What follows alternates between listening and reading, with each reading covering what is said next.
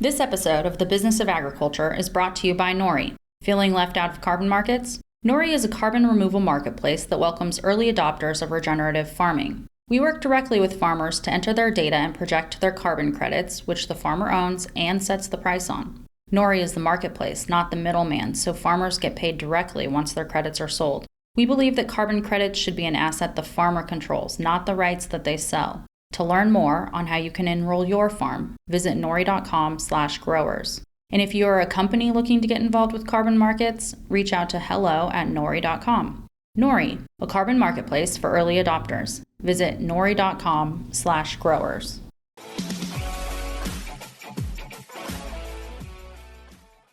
Well, greetings and welcome to the Business of Agriculture. It's going to be a fantastic episode because we're talking about soil analytics. You know, if you've kept up with my stuff, 240 some episodes of the Business of Agriculture. If you've read my book, Food Fear, you know I am an ag guy, but I'm also a soils guy. I wanted to be an agronomist.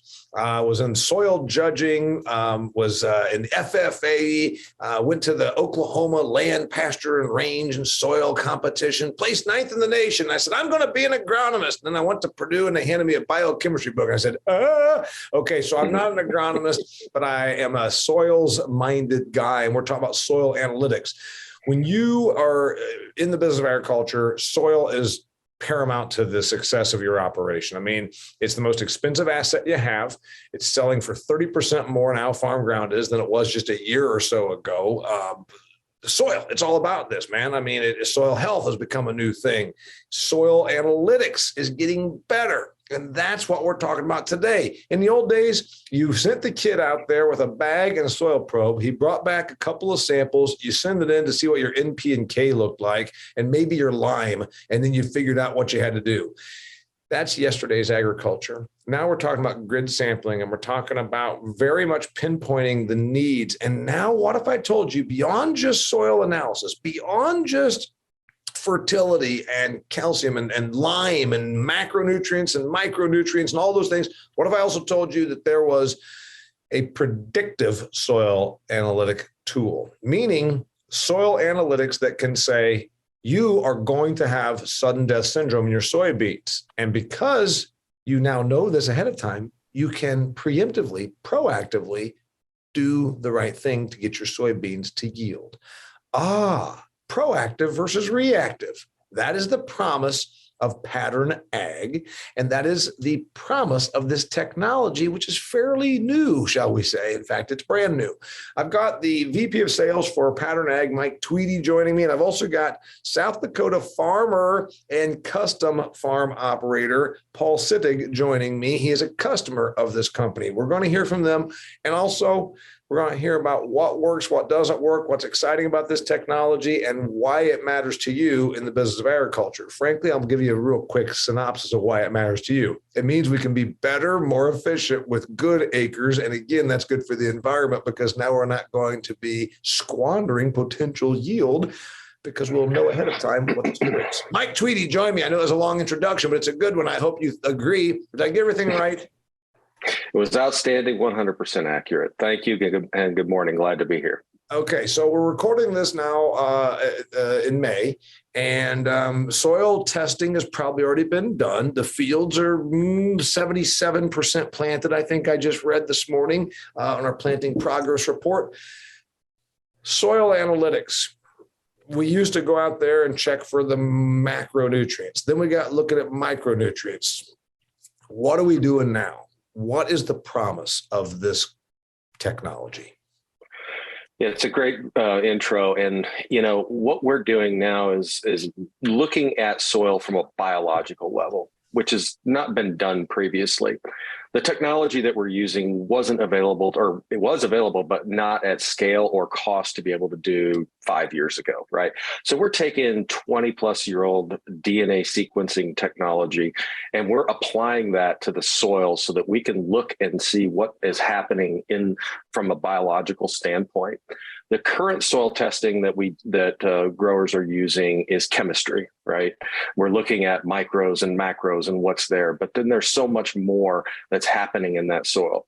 It is the most complex microbiome on Earth. And to give you a sense of how complex it is, we're picking up more than 10,000 species, about 500 billion microbes in every pound of soil that we put through our analytics. Of that 10,000 species, half of them haven't even been identified yet. So that's how complex what we're dealing with in the soil. So there's a lot that we don't know. So what I want to point out here real quick something that I read an article very similar to what you're quoting right there about a year or two ago, that there's more living organisms in the soil that we've not identified than we have identified. And that's accurate, right? That is accurate. Yes. And we've been doing a pretty darn good job. I mean, 10,000 years ago, we invent agriculture, start getting good at it about 100 years ago, get to where we have like surpluses, maximizing these yields. We're doing that, and we still don't even really know what we're dealing with. We have still a long way to go in this. And what you're telling me is that we didn't even know what all was in that soil. So how the hell were we ever analyzing it adequately? We weren't, right? Well, I mean, look at, I watched one of your podcasts recently, and you talked about corn has a yield potential of 500 bushels. Soybean has a yield potential of 200 bushels, and it has its greatest yield potential when it's in the bag, right?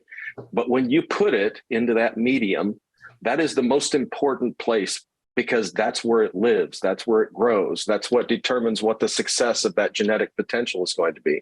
So we have the tools, we have the genetic potential to produce 500, but what we don't understand is the medium in which it lives in. So what we're focused on is solving the problems of understanding what stresses exist in that soil, and predictively telling folks like Paul in advance what is there, what is his threat levels, and what he needs to do to mitigate those stress levels so that we can push that top end yield up. For those growers that are really, really interested in pushing that top end yield from 185 APH up to 205, 205 to 225. So that's what we're looking at, at a very fundamental level. And, again, bring it back to everybody that's in the business of agriculture. Why does that matter? He just talked about the APH. We're talking about I can't remember what it stands for, but the point is the yield, the improved yield. Yep. From 185 bushel corn to 205, that next 20 bushels could be basically pure profit. I mean, that's what we're really talking about here. And at $7 corn, that's $140. That could be pure profit if your soil analytics are good. And what we're talking about is this is new technology. We were always, it was neat that we were like, that field needs lime. Your pH is off. That was cool. Or it looks like you could use some potassium out there. Okay, that's cool. Now we're talking about, your magnesium to calcium ratio is off. And we've learned that those ratios matter. Soil analytics has gotten better. Now you're like the next wave you're like third, fourth wave of soil analytics. Yeah, we got all that stuff covered, the micros and the macros. But now, you also are going to have this disease problem. How many diseases are you are you able to predict? We're looking at 12 different pathogens. So some of those, most of those are going to be disease like sudden death syndrome, rhizoctonia, white mold, things of that nature. And then we were also looking at corn rootworm and soybean cyst nematode.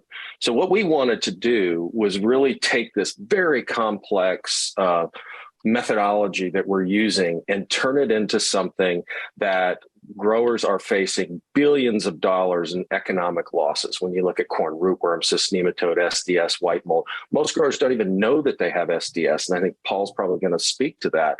But you're looking at 5 to 10 bushels being stolen right off the top without even knowing it.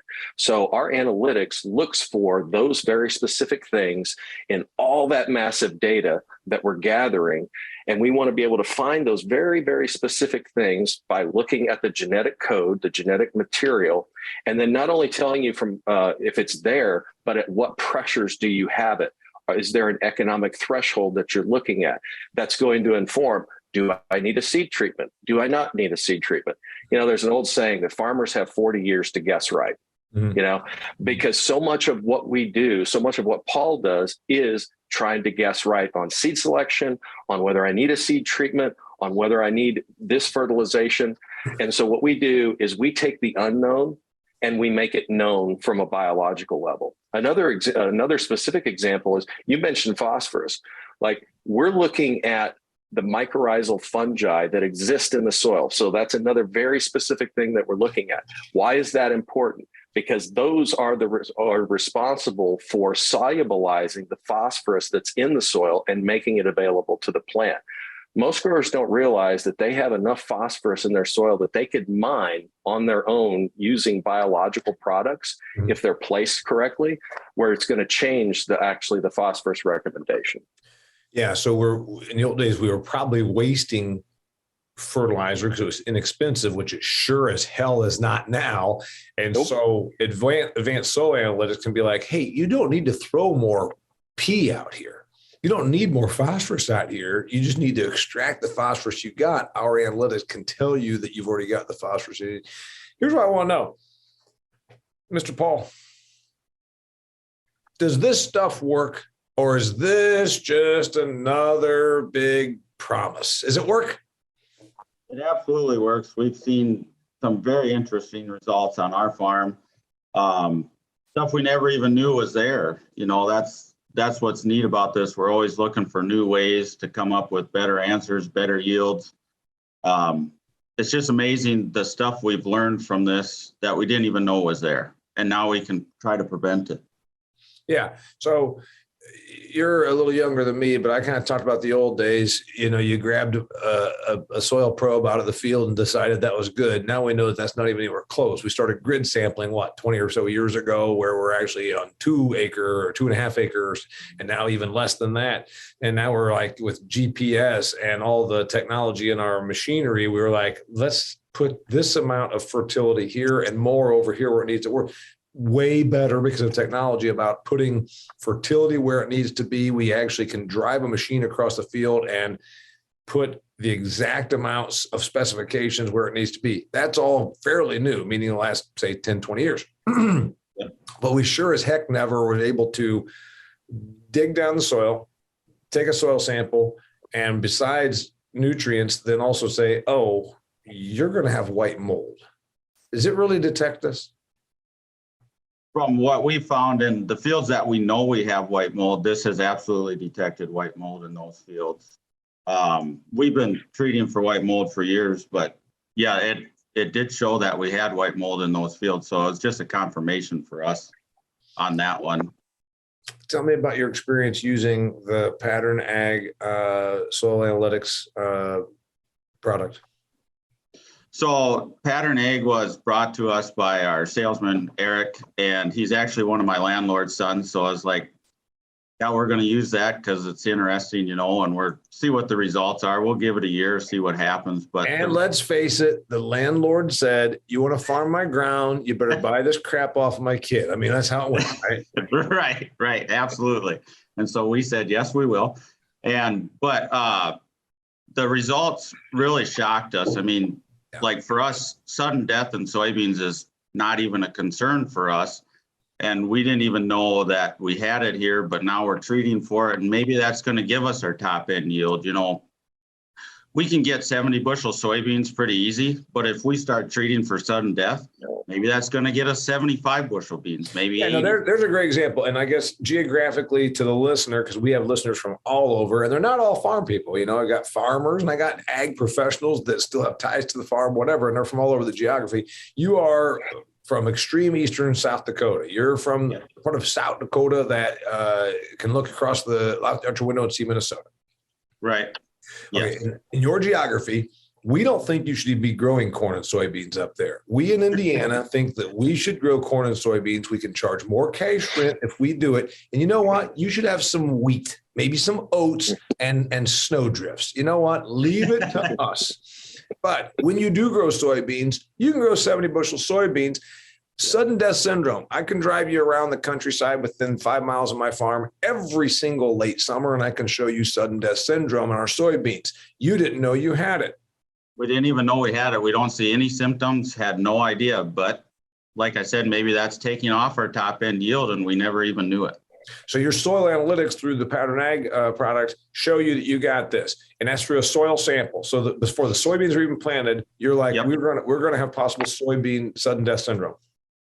Yep, and we treated for it. We had to beg our soybean salesmen, our seed salesmen, to get us the product because they told us you don't have that problem in your field. And we're like, we showed them the pattern ag results, and we're like, we absolutely do, and we want to treat for it. So we're doing some side-by-side tests, but all the soybeans that went in the ground on my farm were treated for sudden death. I want to hear more about how you did the treatment. Before we do that, well, let's talk about Pattern Ag. Let's now hear a message from them as our sponsor. Here is a message from our friends at Pattern Ag. Hey folks, got a question for my farmer and landowner friends out there. Have you ever lost yield to an unexpected pest or disease? Of course you have. Every season you're forced to guess about some of your most important management decisions. What if I told you that you don't have to anymore? Pattern Ag offers the most advanced soil analysis available today. In addition to a comprehensive nutrient analysis like any soil survey would give you, Pattern can predict next season's risk from the most damaging of pests and diseases. Things like corn rootworm, soybean cyst nematode, sudden death syndrome, and more. For the first time ever, a single soil analysis can help you optimize your crop protection and fertility spend at a subfield, field, and operational level. Isn't it time to refine your management decisions, optimize your inputs, and maximize your yield? Of course it is. Go to www.pattern.ag and get started today. All right, back to the predictive soil analytics. Paul Sittig, South Dakota farmer and also custom farm operator for others.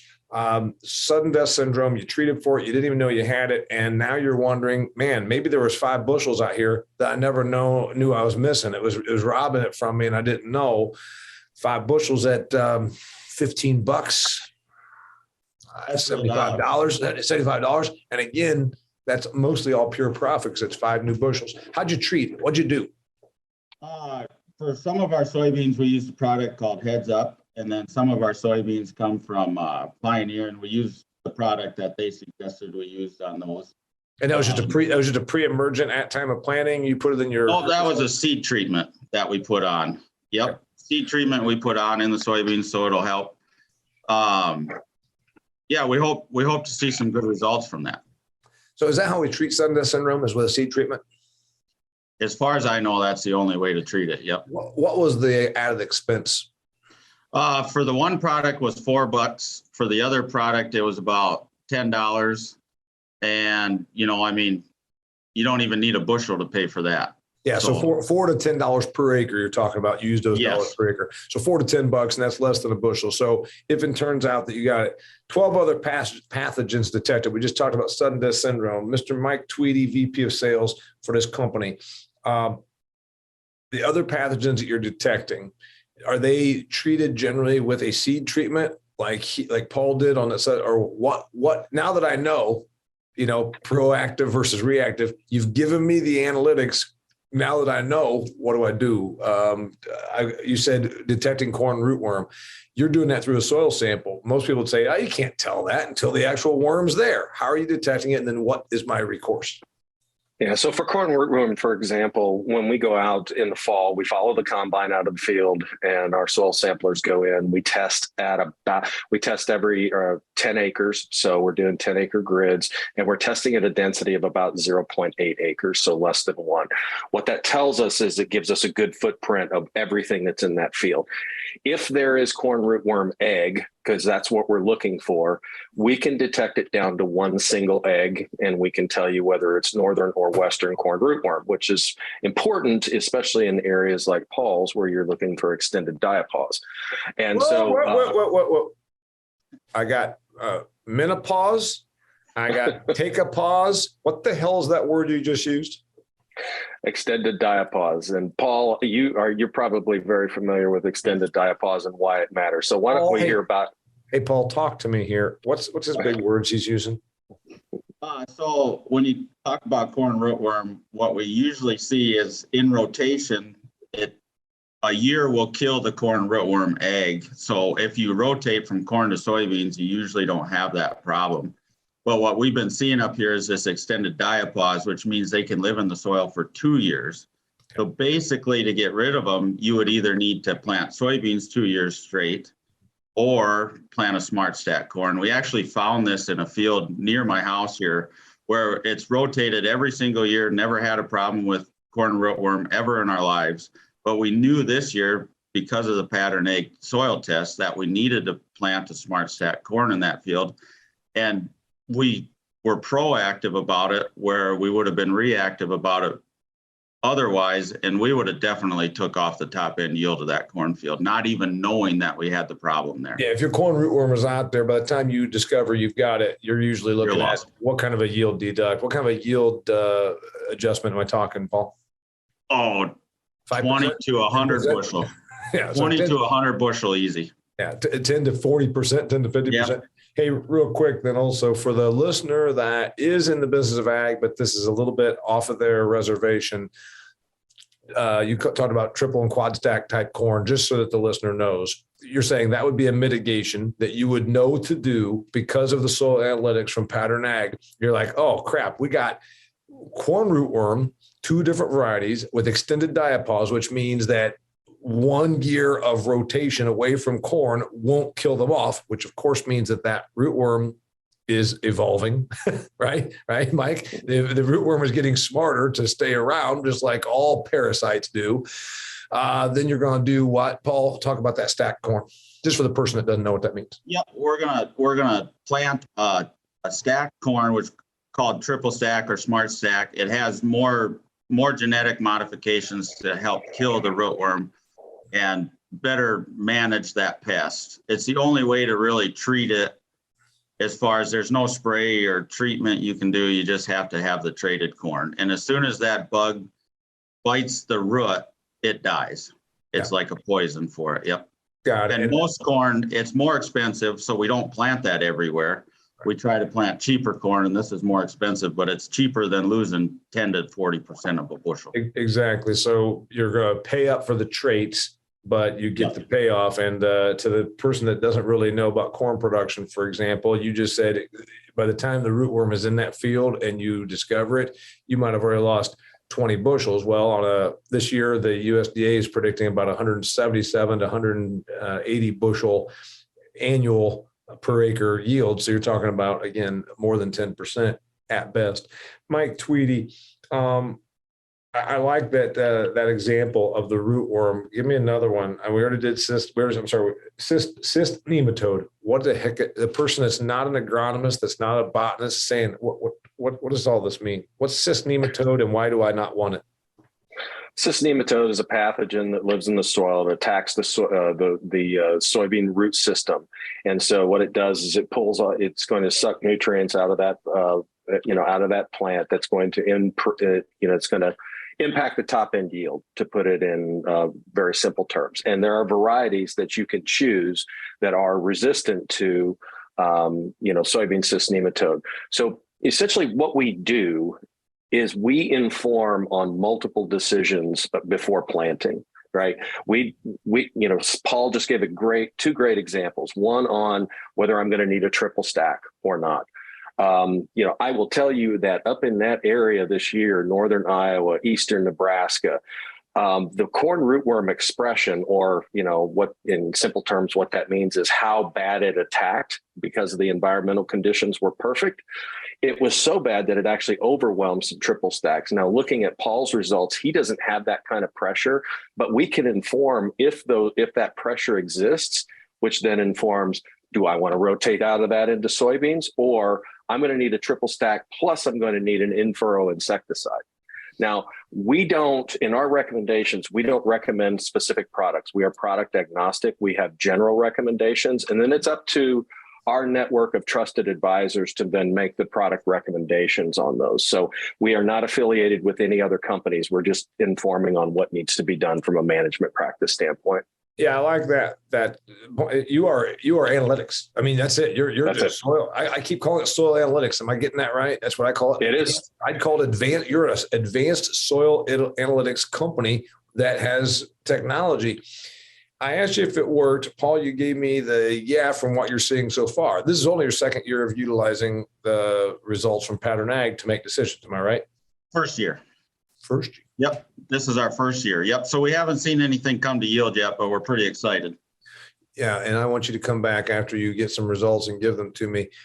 Money. Agriculture is a business. I wrote about it in my book. I tell anybody, I live half the year in the suburbs of Arizona. Damian, I don't know about these factory farms they've been talking about on the NPR. Wouldn't it be better if we all just had sustainable, small, organic? I said, well, yeah, find me one of those. And by the way, also start hoarding more food, because if you want to rely on that, your ass is going to starve. Anyway, I point out the reality of modern agriculture and how it's a business. And it's also a pretty darn good one, because with the exception of the last 2 years, we never had barren shells in this country. It's a business. I asked you if it works. You said you're seeing that it works. Now let's talk about economic return. You said you were encouraged to use a seed treatment. The pattern ag people, they don't care which one it is. They're product agnostic. It costs you $4 to $10. Like you said, that's 1/3 to 2/3 of a price of a bushel of soybeans, roughly. How much am I spending for this soil analytics? And what do I need to get on return to make it make sense? For us, it's about a bushel of corn or half a bushel of beans. We have been soil testing, grid sample testing all of our fields for the past few years anyways. This is very competitive, if not even a little bit cheaper per acre to do that. Okay. We are getting all of those results, plus the biological results, plus the pest results. On our farm, it's a no-brainer just to do it. It's very competitive. Like I said, it's even maybe a little bit cheaper. So dollars and cents, it just makes absolute sense. Paul, if I were to look at a soil survey printout, it's got my macros in nitrogen, phosphorus, potassium, and it'll have my cation exchange capacity, which is kind of a new thing that I didn't even know about until recently. And it's got your micros, your calcium borons, manganese, magnesium, zinc, whatever. What beyond that does the printout look like? What does the analysis look like from pattern versus the one I would have gotten other places? What is it? Is it like 9 pages? Is it a spreadsheet I got to go through? What am I looking at? No, it's actually very handy. It comes out and it kind of looks like a spreadsheet, I guess, but it's pretty handy, pretty easier to read. It's got your stoplight colors, your green, yellow, red. Obviously, green's good, yellow is kind of moderate, red is bad. It needs attention. It's all listed across the top what the test is. So it has all the ones you talked about, plus all the pathogens we're talking about as well, and the biologicals. And then you can zoom into it on the computer, and you can look at the map and actually see where it is in that field. And you can see, well, maybe I need to treat this area, but I don't need to treat this other area. If you can pull it up on your computer, we've been doing that on nutrients for a while now. When the company comes to the field behind my house, they're putting a different quantity, not necessarily different product, different quantity on in one area than in another. We've been doing that for a while. As we keep getting better and better, are we going to do that also on pathogens? Are we going to do that on pathogen mitigation? I mean, now instead of triple stack corn on the whole field, we're only going to do it on part of it. That's going to be hard to do from a planting arrangement. What are you thinking in that regard? The technology is out there. We do have double variety planters available and meters available. It's not mainstream by any means, but it's definitely coming our direction. There's companies that are really trying to push it, but that technology is coming. And like all of our sprayers now, we can variable rate. We can put certain insecticides here, certain ones here. We can do that now. The technology is coming. It obviously needs to keep up with this and catch up, I guess. Mike, speaking about the technology is coming, this is pretty advanced. Are other companies doing this? I mean, I don't know. I mean, I work with you. I appreciate you being here. I believed in the product, which is why I brought you on as a sponsor. There's a reason why we don't have, Amway is not a sponsor here. So we're not into selling hucksterism. The promise is really good. The technology seems to be working, and Mr. Paul here is really excited about what he's seeing already. Are there other companies doing this, number one? And two, what's next? So DNA analytics in and of itself has been around for 20 years. And that by itself is interesting, but it's not actionable. I could spit out a report of 10 million data points and hand it to you, and you'd be like, okay, this is not helping me at all. The magic behind what we do that no one else does is our bioinformatics machine and machine learning. So we take super complex data, 10 million data points, and we look for very specific things. And then we turn that around into very intuitive agricultural insights that anybody can understand. Like, I want to be able to hand this report to Paul or to other Pauls that are out there. And there are no other Pauls. There's only one. There's only one Paul Sittig, and he is with us. Do not pretend that he is replaceable. He is only him. Paul is a one of a kind for sure.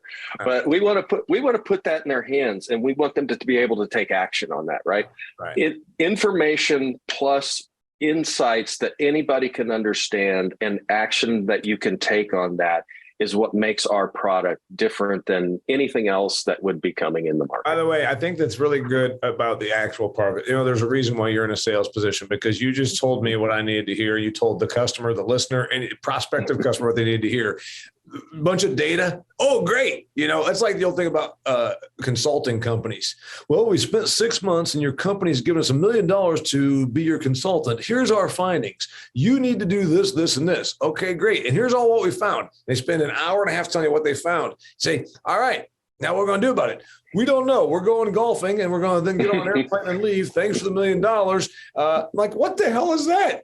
Okay, you told me all of my problems, and now what? So I like the actionable part about it. You actually are saying, this is a threat, but not very much. That's the whole red, green, and yellow thing. You've got some crap out in that field, but it ain't a big deal. Don't sweat it. And then you've got your other stuff like, this is a big deal, and so you know what to do about it.